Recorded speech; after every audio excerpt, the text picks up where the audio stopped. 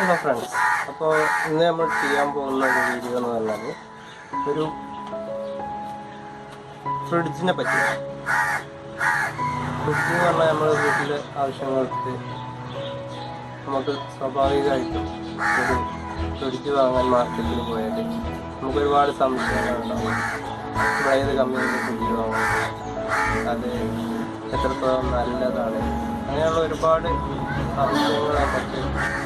Fridge എന്നല്ല, ഒരു washing machine വാങ്ങാനാണെങ്കിലും mixie, grinder തുടങ്ങി നമുക്ക് എന്ത് സാധനം വാങ്ങാനാണെങ്കിലും നമുക്ക് ഒരുപാട് ചോദ്യചിഹ്നങ്ങൾ നമ്മൾ മനസ്സിൽ. നമുക്ക് അതിനോട് ചോദിക്കും ഏതാ നല്ലത്, ഏതാ എടുക്കാൻ നല്ലത്. പല കമ്പനികളിൽ മാർക്കറ്റിലാകുന്നതാണ്. അത്തരം ഒരു സന്ദർഭത്തിൽ ഞാനും ഉണ്ടായ ഒരുപാട് സംശയങ്ങൾ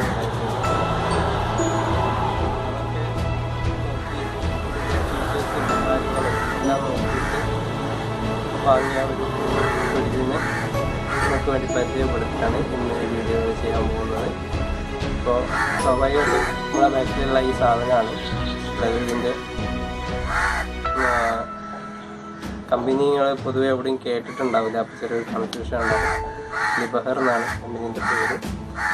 ജർമ്മൻ മെയ്ഡ് സാധനമാണ്. പല കമ്പനികളും ചെയ്യുന്ന അതേ വാറൻറ്റി സർവീസും എല്ലാം ഇതിലും അവൈലബിൾ ആണ്.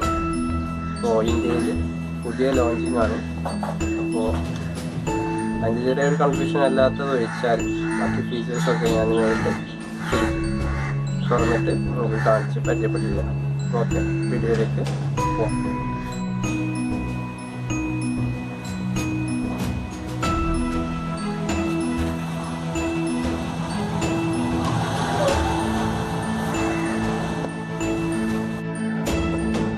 അപ്പോൾ നമുക്ക് ഫസ്റ്റ് തന്നെ ഒരു ഫ്രിഡ്ജ് വാങ്ങാൻ പോകുമ്പോൾ നമ്മൾ ശ്രദ്ധിക്കേണ്ട ഒരു സംഭവം ഈ ഒരു സാധനം.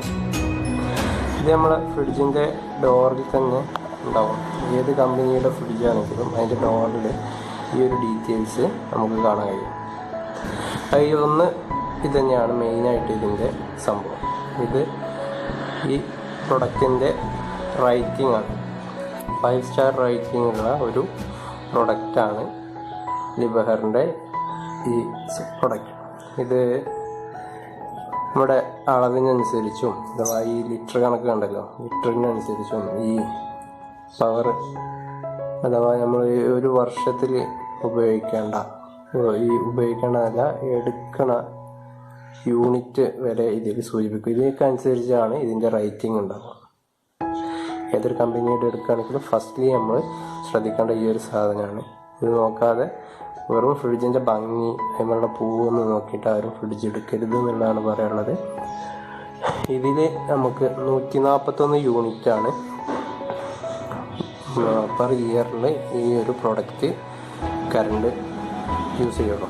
അപ്പോൾ ഇത്രയും ഒരു ലോ ആയിട്ട് കറണ്ട് വലിക്കണ ഒരു പ്രൊഡക്റ്റ് വേറൊരു കമ്പനിയിലും ഞാൻ അന്വേഷിച്ചിടത്തോളം ശ്രദ്ധയിൽപ്പെട്ടിട്ടില്ല. ഇല്ല എന്ന് പറയില്ല, തീർത്ത് പറയാൻ പറ്റില്ല, ഉണ്ടാവും. അത്യാവശ്യം 5 സ്റ്റാർ റേറ്റിങ്ങിൽ നല്ല ഒരു ഇലക്ട്രിസിറ്റി സേവിങ് ഉള്ള ഒരു സാധനമാണ് ഇത്. പിന്നെ ഇതിൻ്റെ ബ്രാൻഡ് ഇതാണ് ലിബഹർ റെഫ്രിജറേറ്ററാണ്. അവർ പല ഇതിൻ്റെ മാനുഫാക്ചറിങ് ഡേറ്റ് ഇയർ 2019 ഇന്നിപ്പോൾ ജനുവരി 20 2020 ആണ് ഇപ്പോൾ ഉള്ളത്.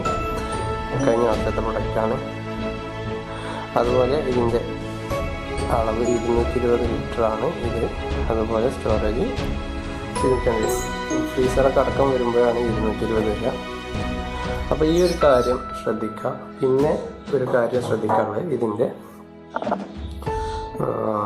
താഴെ കുറേ സംഭവങ്ങളുണ്ട്. ഇതിന് ഒരുവിധം എല്ലാ പ്രൊഡക്റ്റുകളും എല്ലാ ഫ്രിഡ്ജിൻ്റെ കമ്പനിക്കും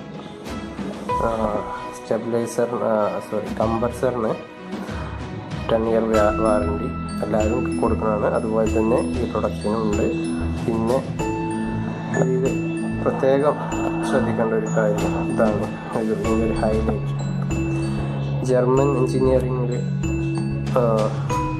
ക്രിയേറ്റ് ചെയ്തൊരു സാധനമാണ് പ്രൊഡക്റ്റ് ജർമ്മനിലാണ്, ഇന്ത്യയിൽ ജോയിൻ ചെയ്തിട്ട് അധികം സമയമായിട്ടില്ല. ലിബറർ ഇന്ത്യ എന്നുള്ള ഒരു ഇതിൽ ഇപ്പോൾ ഒരുപാട് സാധനം റെഫ്രിജറേറ്റർ നമ്മുടെ മാർക്കറ്റിൽ കിട്ടും. അപ്പോൾ ഇത് ശ്രദ്ധിക്കുക മെയിൻലി. ഇതിന് ശേഷം പിന്നെയാണ് നമ്മൾ ശ്രദ്ധിക്കേണ്ടത് ഇതിനുള്ളിലുള്ള സൗകര്യം. മെയിൻലി ശ്രദ്ധിക്കേണ്ട കാര്യം ഇതാണ്. ഇത് മൂന്നും എല്ലാവരും ചെക്ക് ചെയ്യുക. പിന്നെ ഇതിൽ ഒരു ഓപ്പണിംഗ് വോൾട്ടേജ് എന്ന് കണ്ടല്ലോ. ഈ ഒരു സംഭവം എന്ന് വെച്ചാൽ നമ്മൾ സാധാരണ വീടുകളിൽ ഉപയോഗിക്കണ ഇൻവേർട്ടറിൽ വരെ നമുക്ക് ഈ ഒരു പ്രൊഡക്റ്റ് ഉപയോഗിക്കാൻ കഴിയുമെന്നുള്ളതാണ് തോന്നുന്നത്. ഞാൻ അവിടെ ചെക്ക് ചെയ്തു. വീട്ടിലെ ഇൻവേർട്ടർ വളരെ ചെറിയൊരു സാധനമാണ്. എന്നിട്ട് കൂടി ഇതിൽ ആ ഒരു സാധനം ഒരു എന്താ പറയുക സ്ലീപ്പിംഗ് മോഡിൽ വർക്കാവുന്നുണ്ട്. മുഴുവനായിട്ട് ഓഫായി പോകുന്നില്ല എന്നുള്ളതാണ് ഇതിൻ്റെ ഒരു പ്രത്യേകത. ഫ്രിഡ്ജ് തുറന്ന് കാണിച്ചു തരാം. വളരെ സിമ്പിളായിട്ട് തുറക്കാൻ കഴിയുന്ന സംഭവമാണ് ഇത്.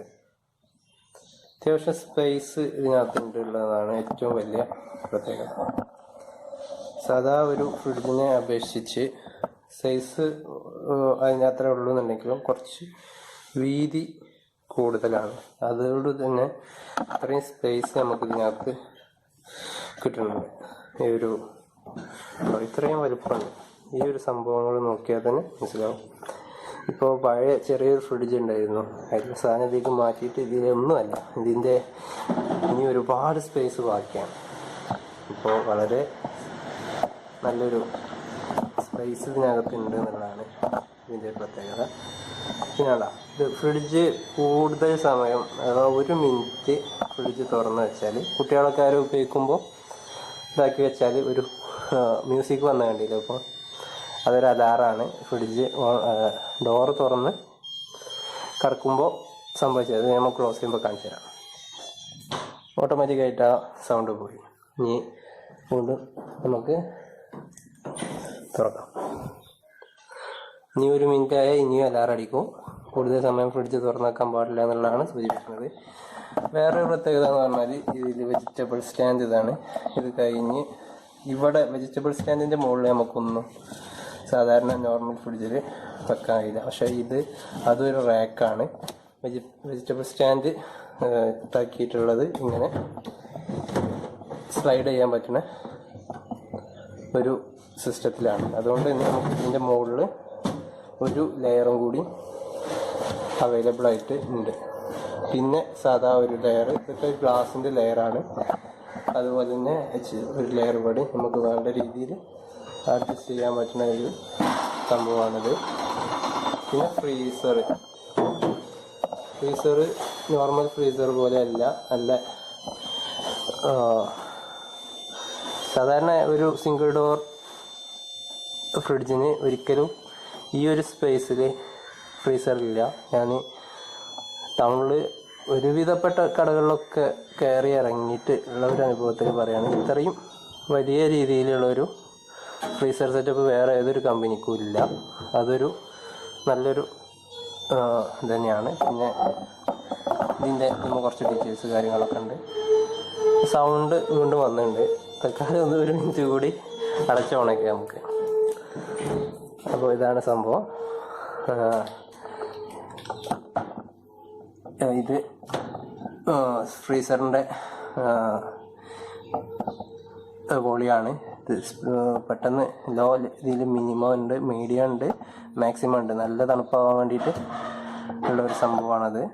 പിന്നെ 3 ദിവസം കൂടുമ്പോൾ ഈ ഒരു സ്വിച്ച് പ്രസ് ചെയ്ത് കൊടുക്കണം. അപ്പോൾ ഓട്ടോമാറ്റിക്കലി റീസ്റ്റോർ ആവും എന്നുള്ളതാണ് അവിടെ കാണിക്കുന്നത്. പിന്നെന്താ, ഇതിനെക്കുറിച്ച് ഏതാണ്ട് ഇത്രയൊക്കെ തന്നെയുള്ളൂ പറയാനുള്ളത്. എന്നുള്ളത് നല്ലൊരു സ്പേസ്. ഇപ്പോൾ ഞാൻ പറഞ്ഞല്ലോ, പഴയ ഫ്രിഡ്ജിലെ സാധനം ഇതിലേക്ക് മാറ്റിയിട്ട് ഇതിൽ വളരെ ഇനിയും ഒരുപാട് സ്പേസ് ഉണ്ട്.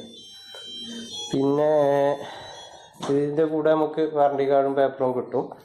കൂടാതെ തന്നെ ഇതിൻ്റെ ഇവിടെ കസ്റ്റമർ കെയർ നമ്പറുണ്ട്. അത്യാവശ്യം നമുക്ക് കംപ്ലൈൻറ്റുകളും കാര്യങ്ങളൊക്കെ ഫ്രീ കോളായിട്ട് ഉപയോഗിക്കാം.